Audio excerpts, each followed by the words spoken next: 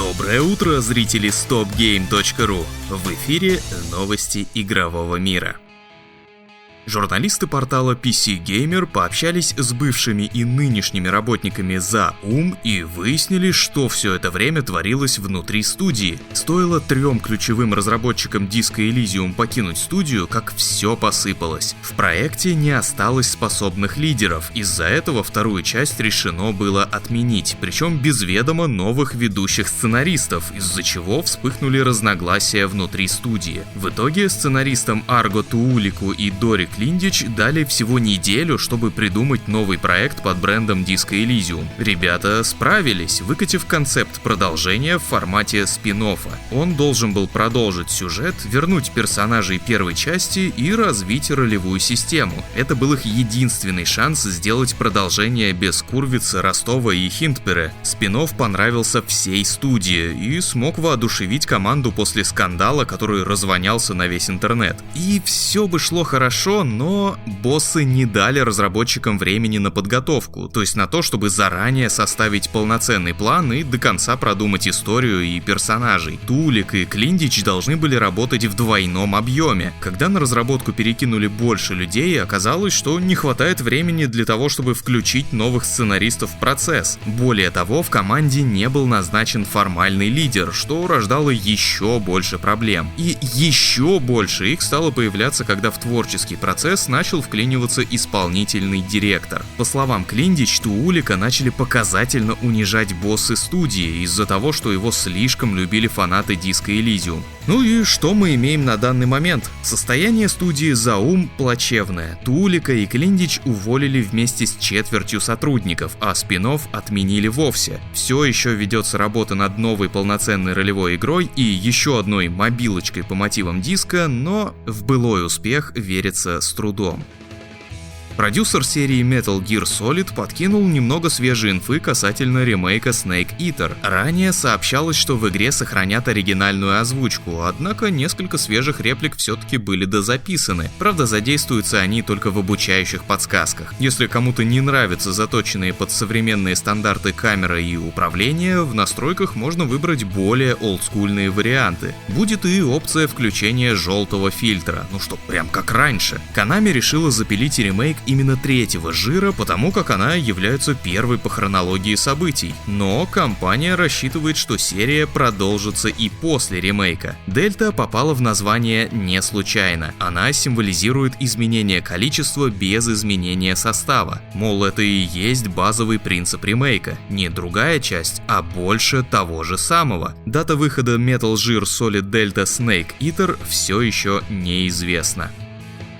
Ждете Астробот? Тогда вам, вероятно, будет интересно узнать, что об игре говорят те, кому уже довелось ее пощупать. Чем бы вы ни занимались в Астробот, в нее просто приятно играть, говорят журналисты. Плавные движения робота, управление, сражения, плотность размещения препятствий и так далее. В игре просто все хорошо. Прессе дали поиграть в 2 стандартных уровня и 3 испытания, включая босс-файт. Так вот, каждый уровень кардинально отличается от другого, насыщен деталями и поощряет твое любопытство. Куда бы вы ни забрались, вас ждет какой-нибудь спрятанный секрет. Локации линейные и небольшие, и из-за этого просто не успевают надоесть. Хвалят и изобретательность механик, инструменты и испытания, которые, постоянно чередуясь, превращают Астробот в парк аттракционов. Возникает ощущение, что за каждым поворотом ждет нечто новое. Журналисты хором заявляют, что это отличный, увлекательнейший платформер, который никого не оставит равнодушным.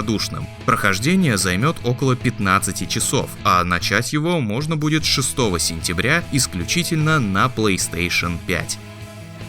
Уж не знаю, как там Астробот, а вот что точно не оставило никого равнодушным, так это трейлер новой Dragon Age. А у вас не возникала мысль, как бы на то, что сотворила с Драгонагой нынешняя BioWare, отреагировал Дэвид Гейдер, создатель мира Dragon Age? Он уже давно не работает в студии, но за судьбой серии следит. И вот что батя Драгонаги сказал по поводу недавней геймплейной демонстрации The Veilguard. В целом, норм, уж точно лучше, чем мультяшный трейлер. Нужно время время, чтобы привыкнуть к новому стилю, и в этом нет ничего нового, ведь DA и до этого визуально менялась от части к части. Боевка, ставшая более экшоновой, лишилась каких-либо элементов тактики, но выглядит нормально, и по стилю не очень-то отличается от боевки какой-нибудь, ну скажем, Dragon Age 2. А вот локации великолепны. Дальше цитата. «Увидеть масштаб Минратоса — восторг. Хотел бы я, чтобы мы могли сделать нечто подобное с Кирквеллом из второй части, или даже с Валруайо из Inquisition. Просто красота. Передает настроение и размах. Потрясающая работа». Ну, дядьке Дэйву мы, конечно же, верим, но хотелось бы пощупать игру собственными руками, прежде чем делать какие-то выводы. Ждем Dragon Age The Veilguard осенью на ПК, PlayStation 5 и Xbox Series. Также важным дядькам из игровых изданий дали поиграть в LEGO Horizon Adventures, конструкторную версию приключений рыжей любительницы пельменей по имени Элой. Судя по превью, игра повторяет сюжет Horizon Zero Dawn, местами сглаживая углы, чтобы не травмировать юных геймеров. Мрачные темы все еще присутствуют, но где-то там, фоном. Несмотря на присущий LEGO играм юмор, игра не скатывается в пародию на первоисточник. Проходиться Horizon Adventure будет где-то за 7-8 часов. Все окружение выстроено из отдельных лего-блоков, от облаков до языков пламени, чего раньше в конструкторной серии еще не было. Журналисты остались под впечатлением от местной детализации. Шаги Элой поднимают облачка пыли, лучи солнца переливаются в конструкторной водице, можно разглядеть мелкие узоры на тканевых шмотках. На месте осталась фича со стрельбой по уязвимым местам, пусть и в несколько упрощенном виде. Элой по-прежнему может прятаться в траве, но теперь она также может и поджигать окружение. Вместо очков навыков героиня будет получать апгрейды, например, увеличивать здоровье или урон.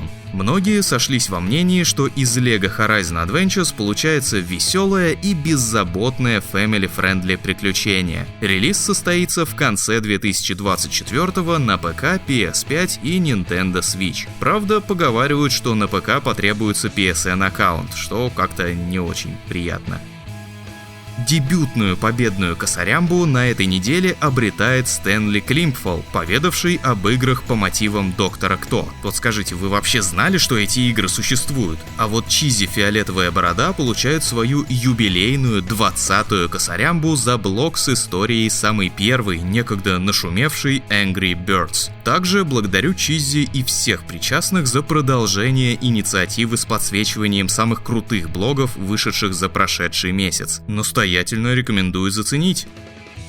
The Last Crown была явно не тем принцем Пержи, которого ждали фанаты, и все же она показала себя как отличная метроидвания. Единственное, чего не хватало ей для полного счастья, так это релиза в Steam. Ubisoft сообщила, что в магазинчик Valve игру отправят всего через пару месяцев. Стимовская The Last Crown сразу будет подаваться со всеми вышедшими обновами, достижениями, русским языком в тексте и требованием с обязательной привязкой к аккаунту Ubisoft. Страничка Пержи в Steam уже появилась, а сама игра станет доступна 8 августа. В сентябре The Last Crown получит сюжетное дополнение, стало быть, и в Steam его тоже должны завести.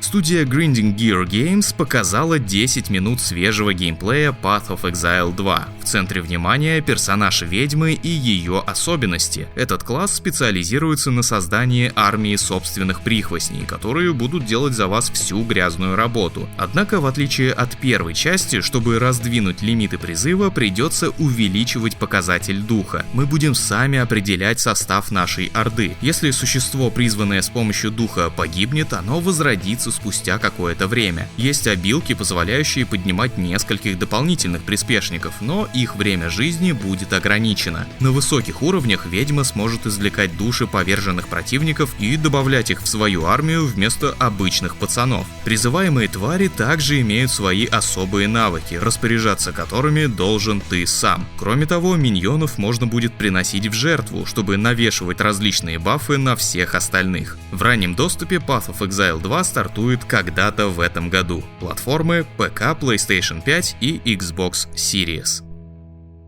Зимой Capcom проводила опрос среди фанатов своих игр, в котором спрашивала, какая игра у вас самая любимая, какой ваш любимый персонаж и ваше самое желанное продолжение. Так вот, сейчас стали известны результаты. По общему рейтингу любимой игрой Capcom большинство игроков назвало Devil May Cry 5. Занятно, что ее выбрали поколение от 10 до 30 лет, а вот геймеры постарше, от 30 до 70, любимой назвали так-то Dino Crisis. И именно по этой франшизе большинство игроков уже по общему рейтингу ждет продолжения. Так и хочется сказать: Capcom, ну начни ты уже наматывать на ус пожелания твоих фанатов, алло! Очень надеюсь, что эти опросы были проведены не просто так. А с новостями у меня усё. Хотите знать больше? Бегом на наш сайт. Там и новости, и статьи, и видосики свежие, в общем, и есть над чем поесть. Не болейте и добротных вам выходных.